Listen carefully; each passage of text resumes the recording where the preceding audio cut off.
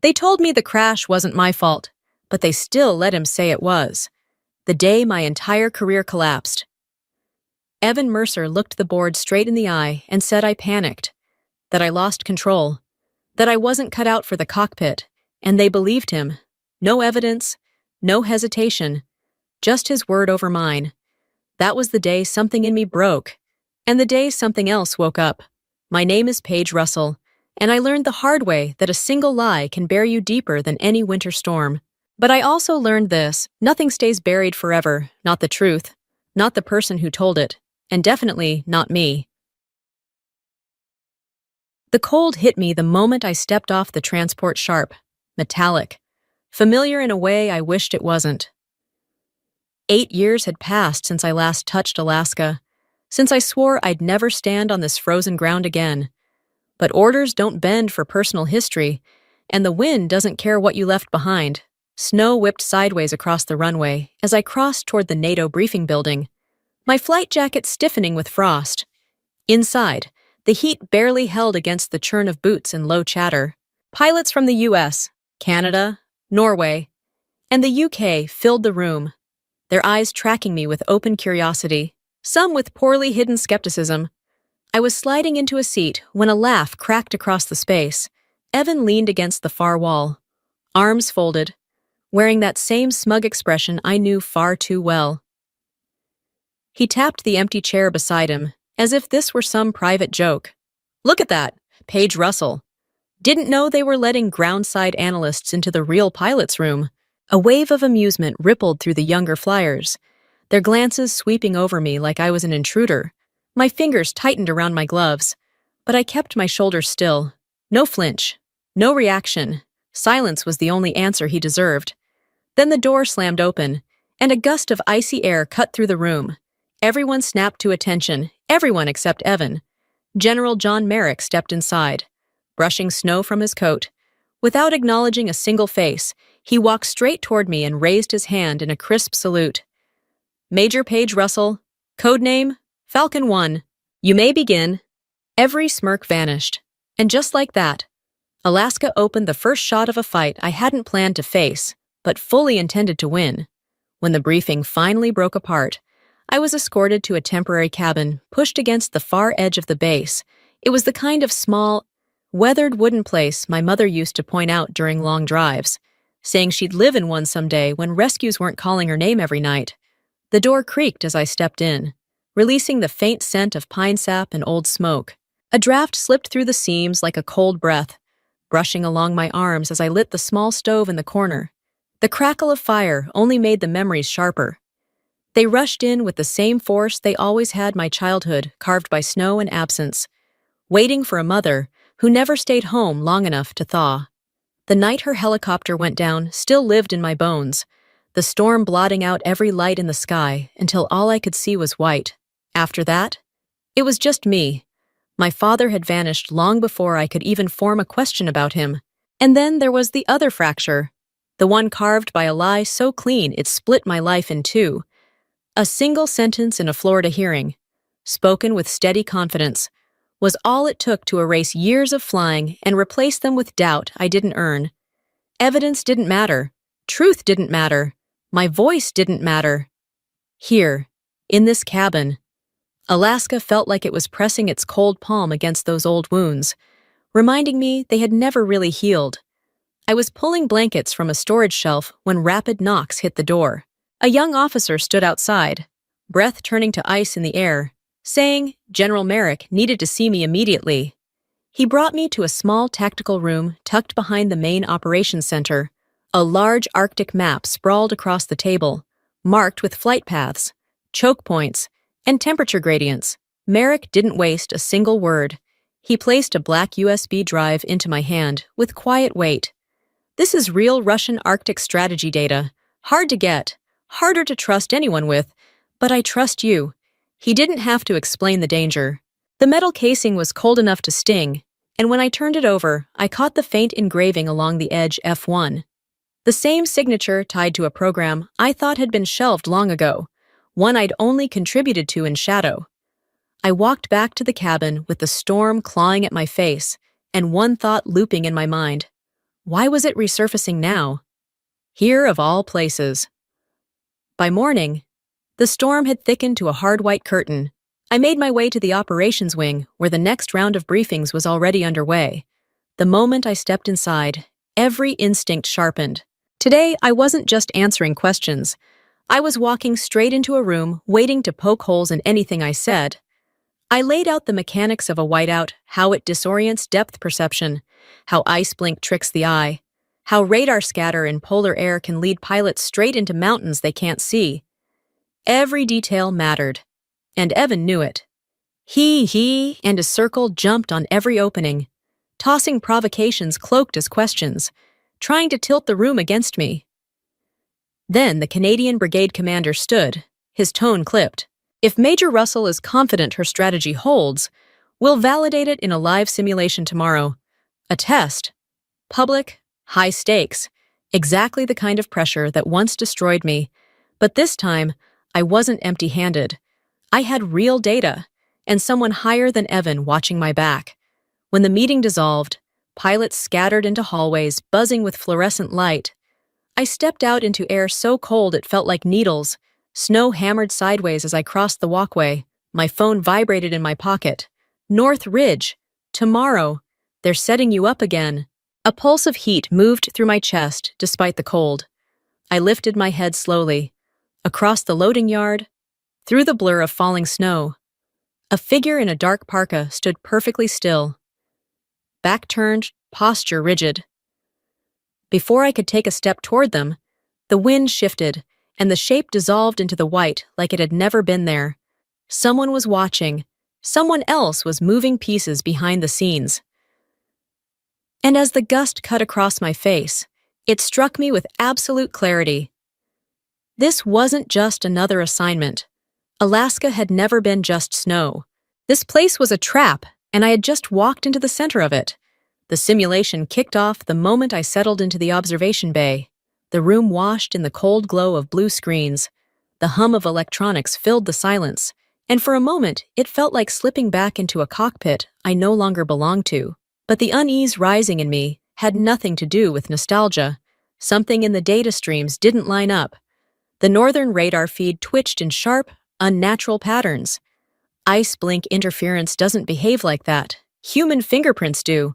I pulled up the comparison chart, and the pit in my stomach tightened when the sensitivity metrics skewed off-map altered deliberately, and in a way I'd seen before. Then Frosty's voice cracked through the comms, panic slicing into the room. His simulated aircraft veered toward a wall of false terrain, altitude plunging as the system fed him lies. No one responded in time. I seized the channel and talked him toward the thin shimmer of real light bouncing off the ice ridge, the only thread of truth inside the white chaos. His breath steadied when he cleared the ridge, but the relief barely lasted a heartbeat. Evan broke formation next, diving toward a phantom target like the simulation existed to serve his ego alone. I ordered him back, but he brushed it off with the arrogance that once cost me everything.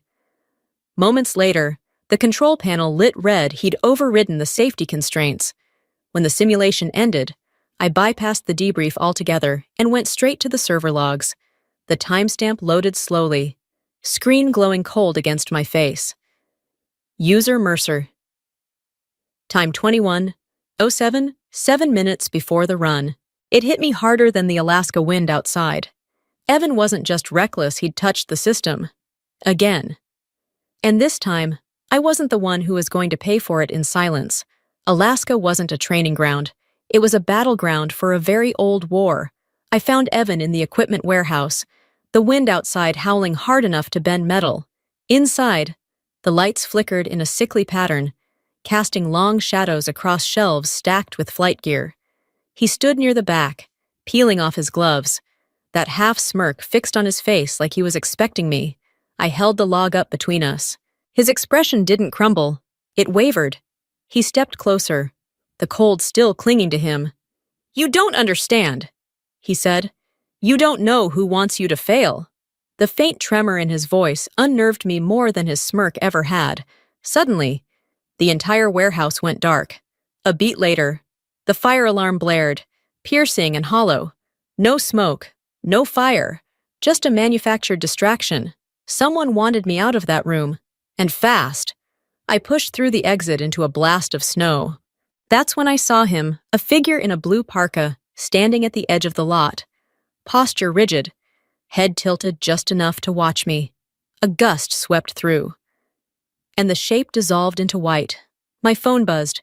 Don't trust the system. Trust the terrain. My breath hitched. Someone was warning me, or using me. Either way, Evan wasn't the mastermind. By the time I reached the administrative building, snow clung to my sleeves. I shook it off and nearly froze in place. General Merrick stood in the hallway, uniform dusted with ice, eyes sharp. He told me he knew what happened years ago. He'd seen enough, and tomorrow, I would lead the strategic phase of Arctic Red Flag. No simulations, no buffers, no safety nets. A test, a burden, a reckoning. Whichever it was, tomorrow would end the quiet war I'd been dragged into one way or another. Arctic Red Flag opened with engines shaking the sky, the storm swallowing half the horizon before the jets even cleared the runway. I climbed into the tactical control bay as the wind slammed against the walls hard enough to rattle the steel frame. Outside, snow spun in violent spirals, erasing the mountains barely 300 meters away. Inside, the air felt tight, stretched thin by anticipation. Everyone knew today wouldn't behave like a controlled exercise. The moment the squadron lifted off, every radar screen in front of me went flat white. No terrain, no signatures, no return pings, just an empty, blinding field. A technician stumbled toward me, voice cracking as he reported that the system hadn't failed because of the weather. Someone had overridden it. This wasn't a drill. It was sabotage designed to hit when we were most exposed. Before I could respond, Frosty and Yuki's signals spasmed, their altitude spinning dangerously low. Their voices tore through the comms, frantic and disoriented. A whiteout this deep wasn't like flying through fog. It erased the horizon, flipping sky and ground, until pilots lost the ability to tell which way gravity wanted them. One wrong twitch, and they'd be gone. I shoved aside panic and grabbed the mic, guiding them toward the faint arc of aurora reflecting off the stellar range, a trick only locals know how to read. Seconds dragged like minutes before Frosty's shaky exhale came through, followed by Yuki's choked apology. If I'd hesitated, we would have lost them both. Then Evan repeated yesterday's arrogance, peeling away from formation and diving toward a phantom target produced by the corrupted radar. I ordered him back, but he barked something half defiant, half shaking. He wasn't chasing strategy, he was chasing a ghost. His signal jerked, then vanished completely. Static swallowed his channel. Someone in the room whispered that if he drifted another 40 miles, he'd cross into unmapped territory. A cold weight dropped into my stomach. No one else could save him. A thin, terrified voice finally cracked through my name, dragged out between breaths. He admitted he couldn't see, couldn't orient, didn't want to die. The same man who once shattered my career, now clinging to me as his last tether. But this wasn't about him. If he crashed blind, others could go down with him. I closed my eyes, steadied my hands, and braced myself. The real fight had begun. Evan's jet was disappearing deeper into the storm, and I had barely minutes to keep him alive. While reorganizing the remaining pilots, I stripped away the corrupted digital layers on my display and pulled up the raw terrain grid. If radar was dead, I had to navigate by instinct the way Alaska taught me before I ever learned to fly. My phone buzzed through my jacket. A new anonymous message glowed up at me. Don't trust the data. Trust the terrain. I looked out the window where snow hammered sideways in sheets. Terrain. The only truth left. I expanded the Chugach overlays, tracing ice curvature and the faint arc of aurora reflection invisible to anyone without local eyes. Evan wasn't just lost, he'd been funneled into the deadly white valley that no simulator had ever captured correctly. Then came another hit. A technician rushed in, reporting Evan's fuel levels were dropping into critical range, 90 seconds until recovery became impossible. 90 seconds to rescue the man who once walked away from me without consequence. Before I could steady myself, A Canadian tech sprinted over with a worse revelation: the override signal wasn't sent from Evan's cockpit. Someone else had planted it the night before. Not carelessness, deliberate design. I seized the mic, forcing authority into every syllable, guiding Evan toward the shimmer of aurora bouncing off the ice instead of the broken HUD lying to him. His voice cracked with guilt and fear. I cut him off and held him steady until, finally, his trace leveled out. 2 agonizing minutes later, he saw the frozen lake below and skidded into a hard but living landing. Relief washed through the room until the corrupted files revealed a new digital signature. X12B, no match in the system, no name, no country. The saboteur wasn't Evan. He was only the pawn someone else had pushed forward. And somewhere out there in Alaska's endless white, the real enemy was still hidden. The sky over the NATO hall was the color of iron, wind slamming the windows hard enough to shake the fixtures overhead. I stepped inside in full dress blues. 14 officers turning toward me in a silence sharp enough to cut. Evan sat near the front, pale and rigid, hands clenched on his knees. I took my place at the podium, forcing the cold out of my palms as the first slide lit the room. I laid out every piece of what happened during Arctic Red Flag: his safety override, his break from formation, the phantom target he chased, the dive into whiteout, the danger he'd put Frosty and Yuki in. Evan shot to his feet, shouting that the radar had failed first. I moved to the next slide without touching his gaze. The server log appeared: user Mercer E2107, the night before the simulation. The room held its breath.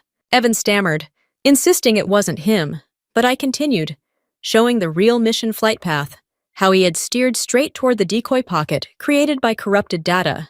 If I hadn't intervened, we would be burying 2 pilots. Then I displayed the final slide: X12B, the override signature no one could identify. A Norwegian officer asked if I meant there was someone else. I said Evan wasn't the only hand in the system. The room froze. Then General Merrick rose and revealed what I'd never expected him to say aloud. I was the architect behind NATO's whiteout warning algorithm. Falcon 1 wasn't a title, it was truth. Evan lowered his head. There was nothing left for him to deny. 3 hours after the hearing began, the decision came down with the finality of a closing hatch. Evan Mercer was stripped of his flight status, reassigned to a desk in South Carolina, far from any runway, far from any cockpit, far from the sky he had chased too carelessly. No squadron, no call sign, no applause left to hide behind.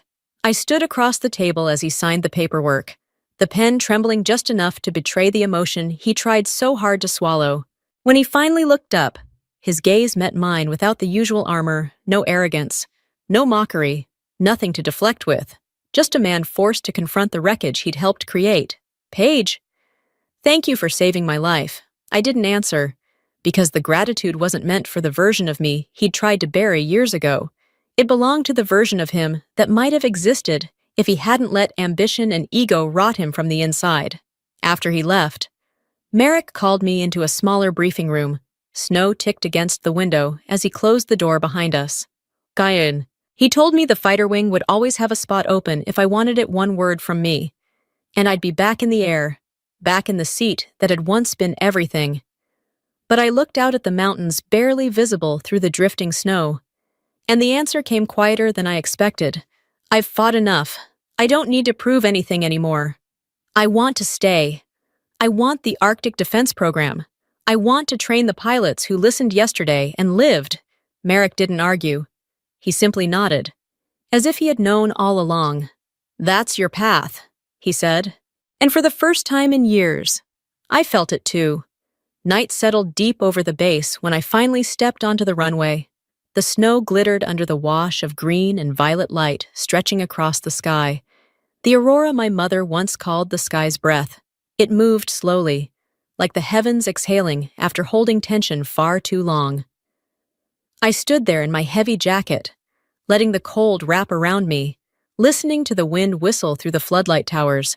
No mocking voices, no accusations, no echoes of Florida, no shadow of Evan, just the crisp air, the northern sky, and the quiet that comes after surviving something that tried to break you. For the first time in years, The silence didn't feel like a punishment. I whispered into the bitter air, more to myself than to the sky above. I am Paige Russell. I am Falcon 1. And I am finally free. I didn't need anyone's validation anymore. Didn't need anyone to announce what I already knew. Freedom wasn't in the rank, or the aircraft, or the room that once stripped everything from me. It was here, standing under the same lights my mother loved. Recognizing that I didn't have to fight to exist. Some victories aren't won in the air. Some are carried quietly in the heart of the one who made it through. I turned back toward the base, the aurora shifting behind me, and walked toward the future, waiting in the cold. Waiting in the cold. Waiting in the cold. Waiting in the cold. Waiting in the cold. Waiting in the cold. Waiting in the cold. Waiting in the cold. Waiting in the cold. Waiting in the cold. Waiting in the cold. Waiting in the cold.